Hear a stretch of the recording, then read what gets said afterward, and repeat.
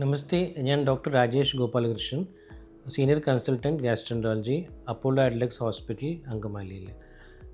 ഞാൻ ഇന്ന് ക്രോണിക് പാൻക്രിയാറ്റിസിൻ്റെ വിഷയത്തിൽ കുറച്ച് കാര്യങ്ങൾ പറയാൻ വേണ്ടിയിട്ടാണ്.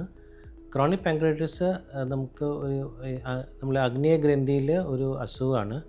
ഇത് നമ്മൾ പാൻക്രിയാസിൽ കല്ല് വരാം, പാൻക്രിയാസ് ചുരുക്കം വരാം, പാൻക്രിയാസിൻ്റെ പ്രവർത്തനം കുറഞ്ഞു പോവുക.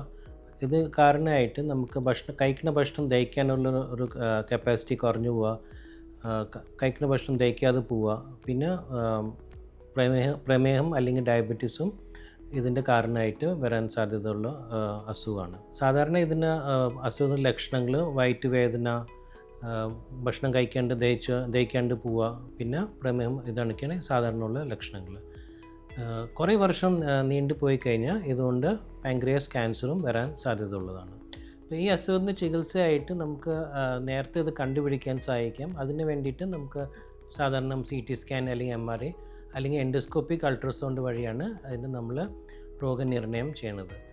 ഇതിൻ്റെ ട്രീറ്റ്മെൻറ്റായിട്ട് നമുക്ക് പാൻക്രിയാസിൻ്റെ എൻസൈംസിൻ്റെ പല പ്രിപ്പറേഷൻസ് ഉണ്ട്.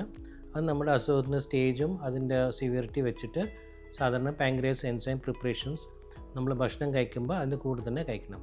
ഇത് കൂടാതെ നമുക്ക് വേദനയ്ക്കുള്ള മരുന്നുകൾ അല്ലെങ്കിൽ ചിലപ്പോൾ എൻഡോസ്കോപ്പി അല്ലെങ്കിൽ സർജിക്കൽ പ്രൊസീജിയേഴ്സും വേണ്ടി വരും ഇതിന് വേദന അതിൻ്റെ കാഠിന്യം കുറയ്ക്കാൻ വേണ്ടിയിട്ട്.